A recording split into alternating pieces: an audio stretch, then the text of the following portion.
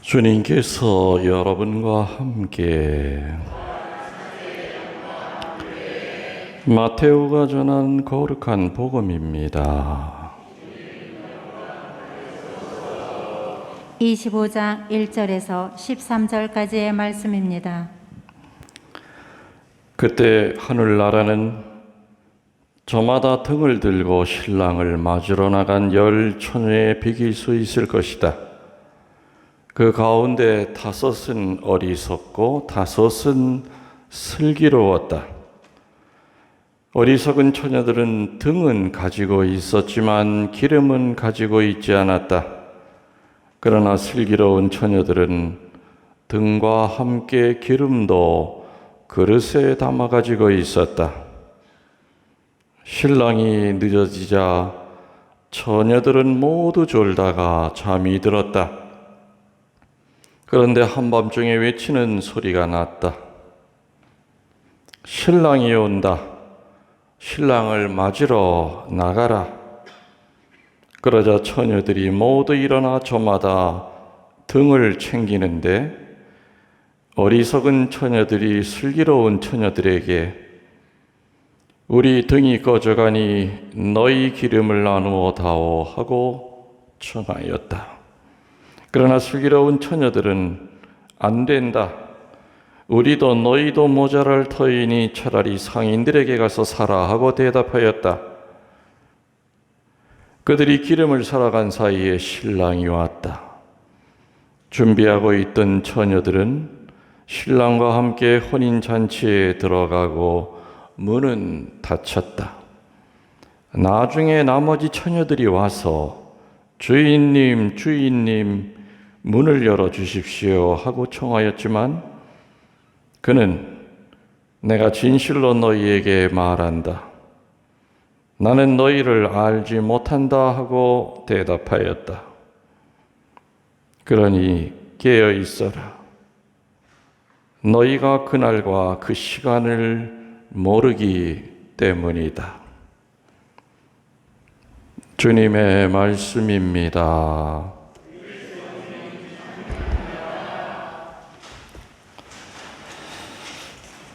찬미 예수님, 주님의 이름으로 평화를 빕니다.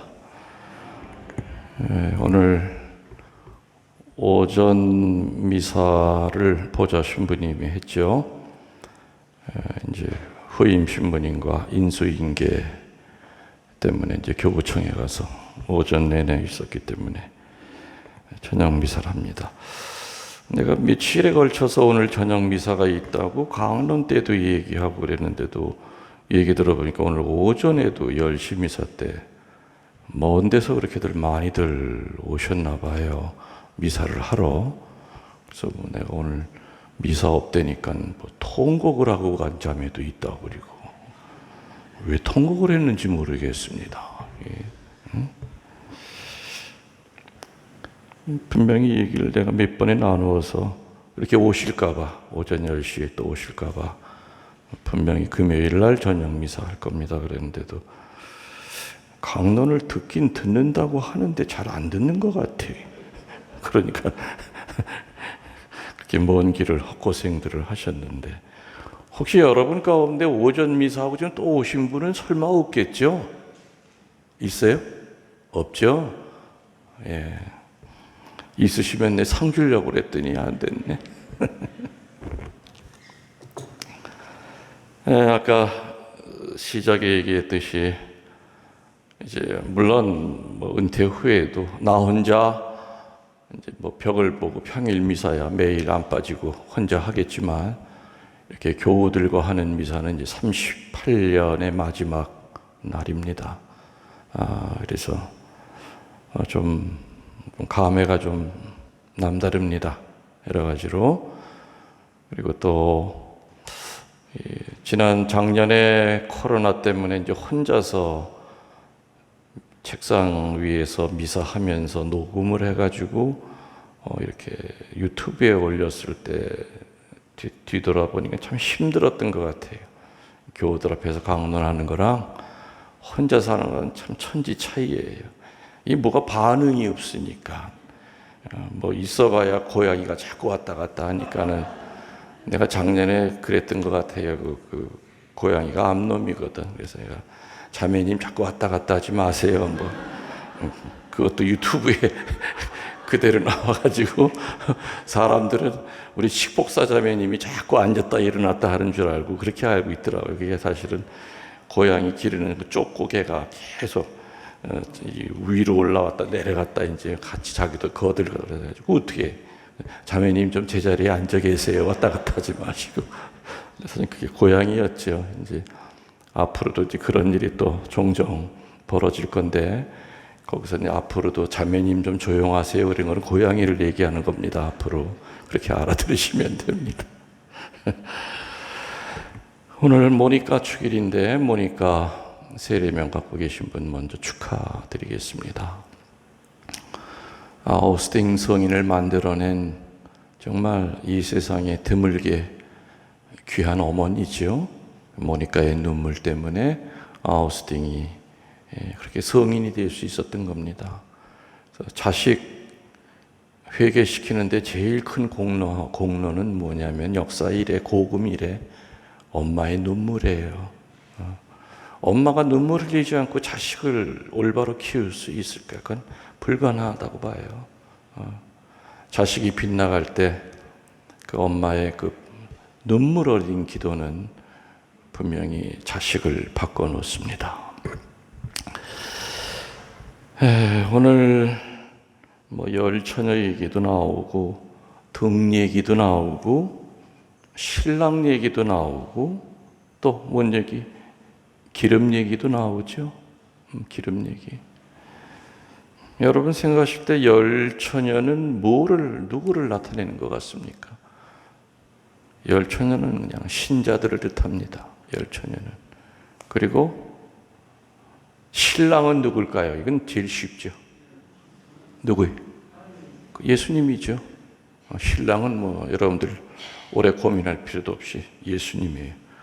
그러면 그 처녀들이 들었던 그 등은 뭘 얘기할까요? 등은 신앙을 얘기합니다. 등은 신앙인데 등은 있었지만은 5 처녀들은 뭐가 없었다고요? 기름.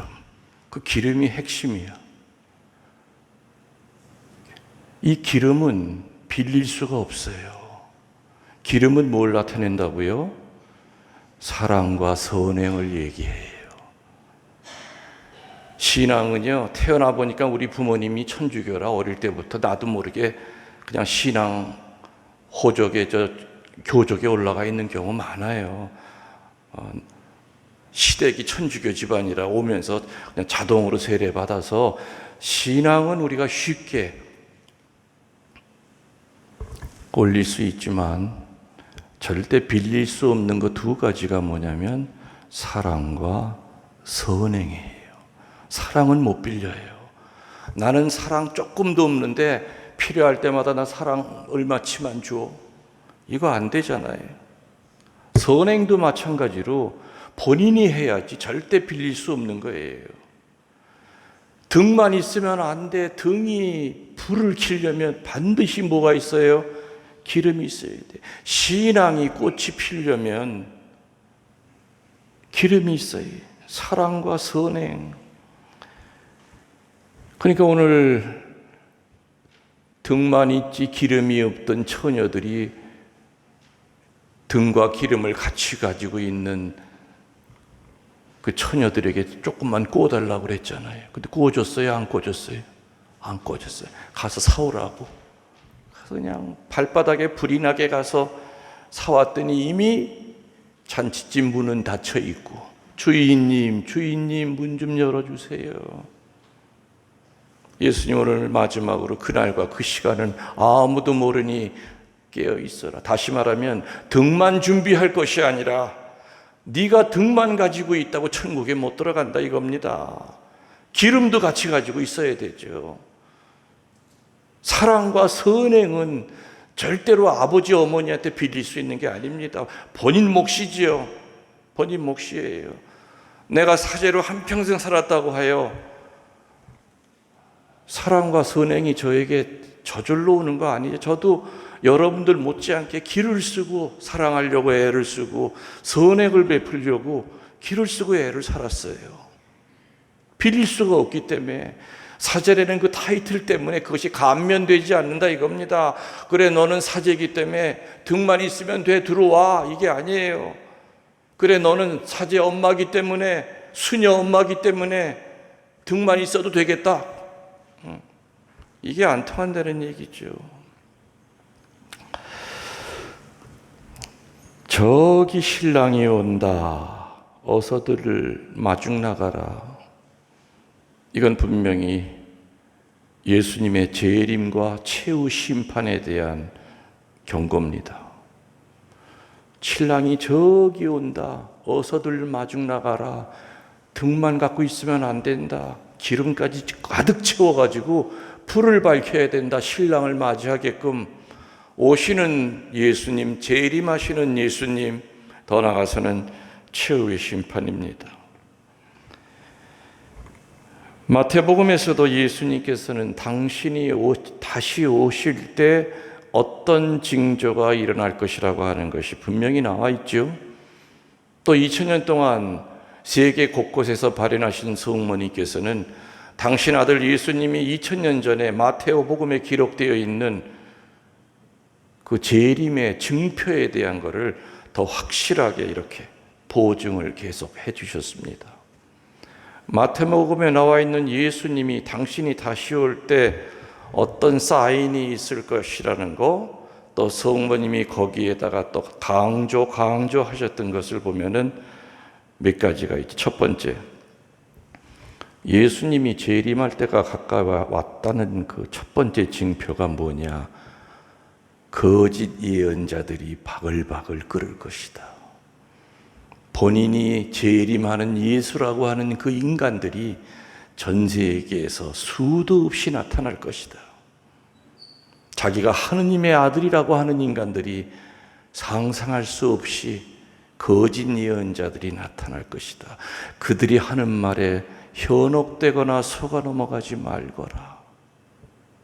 이게 첫 번째 사인이에요. 지금 그런 인간들 많아요? 없어요? 너무 많아요. 또 어리석게도 또 그런 인간들 말에 끌려 들어가서 재산이고 뭐고 다 탕진하고, 그죠? 나중에는 뭐 몸까지 버리고 별의별 꼴 다 당하고, 그 수갑 차는 그런 사기꾼들 얼마나 많습니까? 성추행하고 막 별짓 다 하잖아요. 예수, 자기가 재림 예수라 그러고 나랑 같이 살을 섞으면 나 천국에 간다고 그 짓거리 자기가 만든 교리를 그럴듯하게 해가지고서는 집단으로 그냥 이렇게 그냥 그 아주 그 뭐라 그래요? 그 최면을 시키는 거야. 집단으로. 이게 두 번째로 예수님의 재림이 가까웠다고 하는 증표, 신랑이 머지않아 도착할 것이라고 하는 두 번째 증표로 예수님과 성모님은 오류가 퍼져나갈 것이다. 특히 교회 안에 오류가 퍼진다. 그래서 성당마다 그 유리창 틈 사이로 어둠이 들어올 것이다. 더 기가 막힌 것은 저명한 신학자들에 의해서 거짓 오류가 퍼져나갈 것이다. 마귀라고 하는 놈은요, 신학자 한 사람만 딱 손아귀에 잡으면 그 신학자들의 말, 신학자들의 책에 의하여 오류를 진실처럼 마치 맑은 물에 잉크 한 방울 떨어뜨리면 순식간에 새파랗게 물이 변하듯이 그렇게 오류가 번져나갑니다. 저는 내 삶을 뒤돌아보면 내 피정의 중요한 것 중에 하나가 그 오류와 싸우는 거였습니다. 그래서 늘 교우들에게 혼란스러울 때는 전통으로 돌아가야 된다. 교리로 돌아가야 된다. 후배 신부들한테도 가르칠 때도 강론 때에서 신변 잡기적인 텔레비전에서 보는 거 몇 마디 짓거리는 것이 아니라 제대로 성경을 가르치고 그 가르침 밑바닥에는 가톨릭의 정통 교리가 그 밑에 깔려 있어야 된다. 늘 그 얘기를 하고 살았습니다. 이 오리를 이기는 방법은 전통으로 돌아가는 수밖에 없습니다. 그거는 만고의 진리입니다. 앞으로 이 오리는 분명히 더 번져나갈 겁니다. 신학자들을 휘어잡아서 오리를 퍼뜨리고 사제들을 휘어놓하여 정통 교리를 말 못하게 만들고 입을 막아버리고 세상 것을 떠들게 만들고,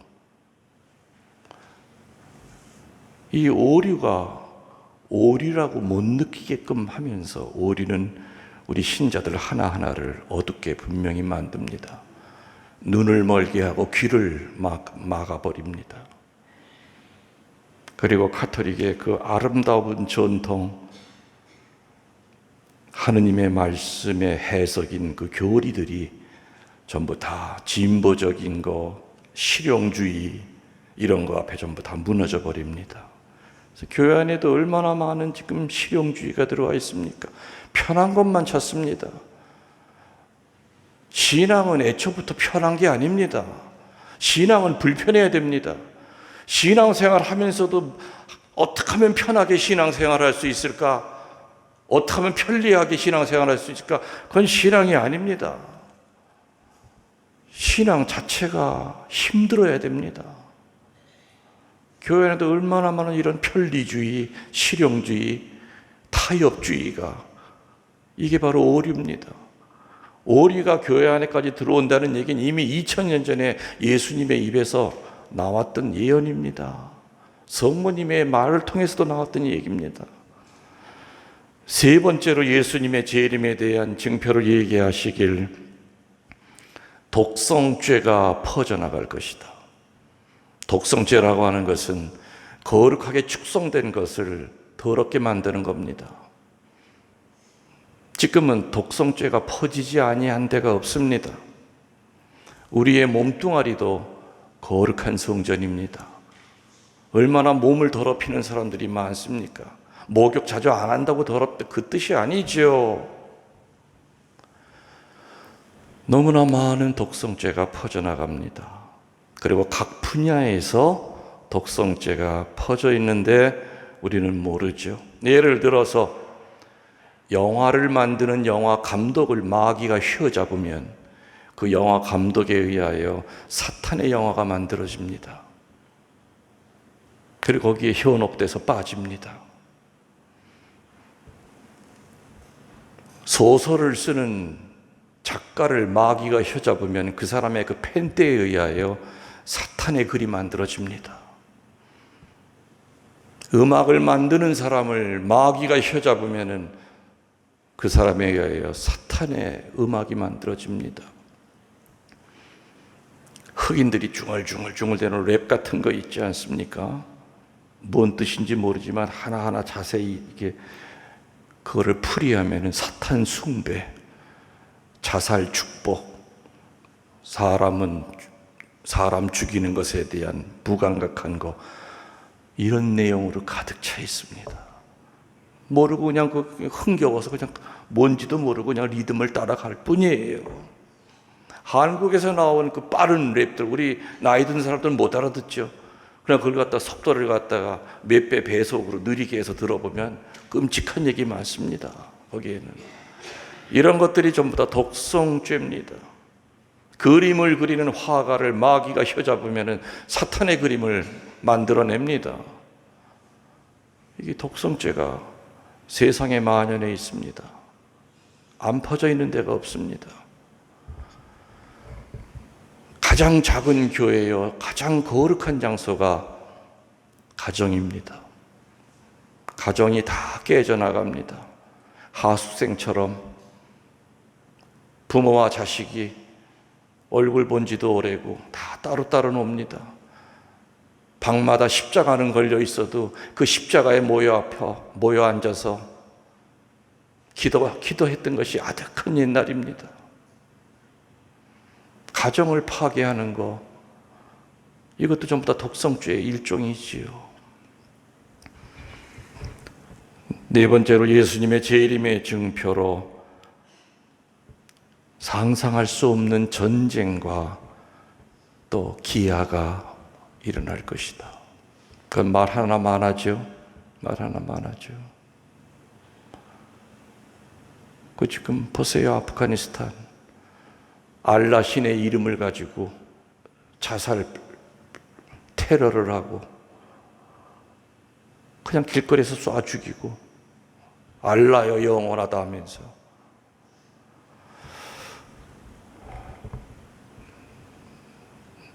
또 우리나라도 지금 얼마나 불안합니까? 이북이 좀 맞대고 있는데 정신 한번 헷가닥하면은 전쟁이 일어날 수밖에 없는 거예요. 이게 전 세계에 전쟁으로 죽는 사람들이 얼마나 많겠습니까? 또 한쪽 나라에서는 찐 살을 빼기 위해 돈을 쓰는 나라가 있는가 하면 한쪽에서는 먹을 게 없어서 죽어가는 애들이 얼마나 많습니까? 이 전쟁과 기아가 또 하나의 징표입니다.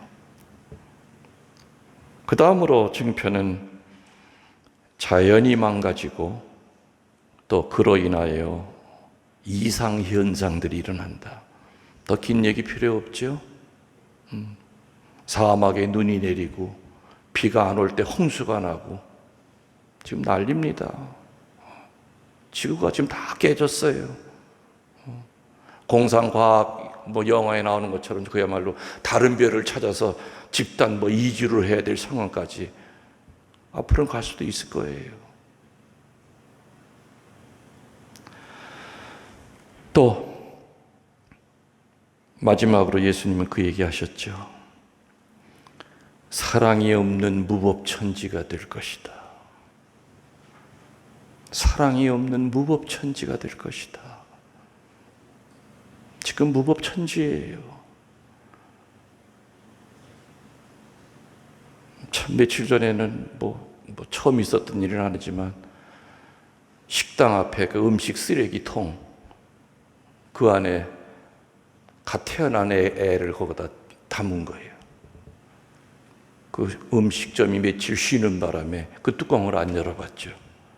의사들 얘기는 한 3, 4일은 그 탯줄 떨어진 애가 그 안에 있었대요. 지나가는 자꾸 고양이 울음소리가 나더래. 응애. 그래서 고양이인 줄 알았더니 열어보니까는 갓난 애기가 그 안에 있더래. 온몸에 타박상을 입고.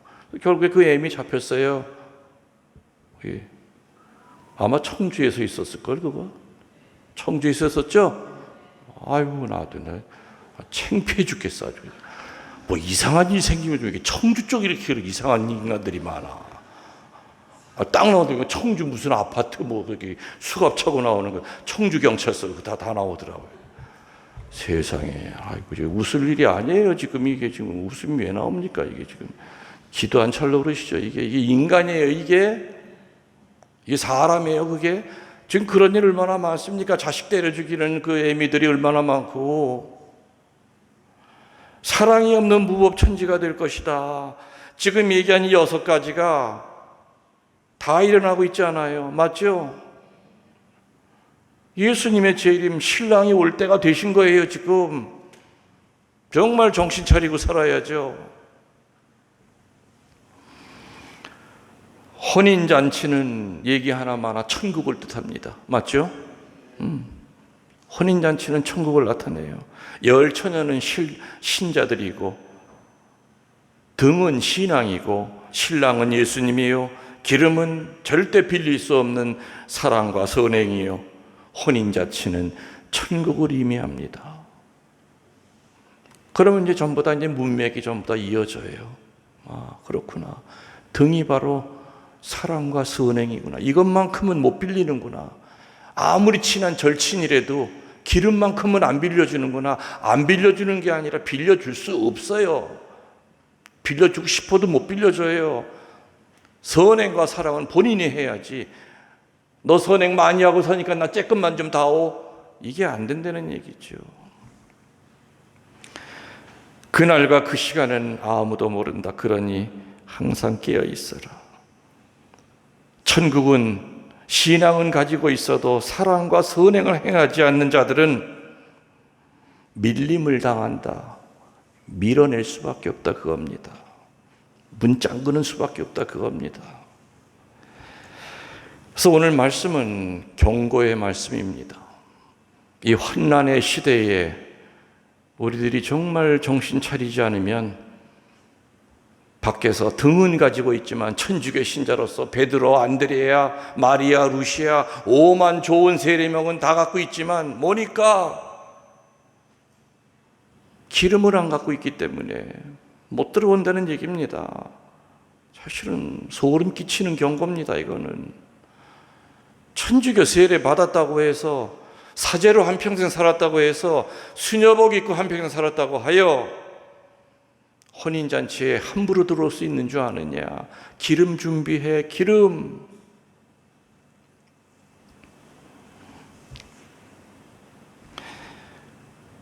인간이 살다가 하느님을 만나게 될 시간이 언제인지 모르고 미루고 방심하다가 마침내는 늦어버릴 거라는 경고입니다. 그래서 우리는 절대 미루지 말아야 될 거 7개를 얘기해 드리겠습니다. 물론 이제껏 수많은 강론 중에서도 나왔던 거지만 다시 정리해 드립니다. 이거 미루면 절대 우리는 혼인잔치 못 갑니다. 첫 번째, 기도하는 거 미루지 마시기 바랍니다. 아무리 힘들고 몸이 아파도 그야말로 약을 먹어서 해롱해롱 돼도 내가 내 몸에 십자가 하나는 글 수 있는 힘은 있을 거예요. 정말 맥이 없어 아파 죽을 지경이라도 십자가라도 그세요. 이것도 기도예요. 이것도 큰 기도예요. 우리 12단 가운데 1번이 십자성어인 거 아시죠? 십자성어를 기도가 아닌 걸로 생각을 해요. 기도하는 거 미루지 마세요. 두 번째, 용서하는 거 미루지 마십시오. 용서하는 거. 세 번째, 화해하는 거 미루지 마시기 바랍니다. 네 번째, 봉헌하시는 거 미루지 마세요. 어떤 사람은 한평생 봉헌해야지 생각만 하다 아무것도 못하고 죽어요. 봉헌할 수 있는 용기는 어디에서 나오느냐?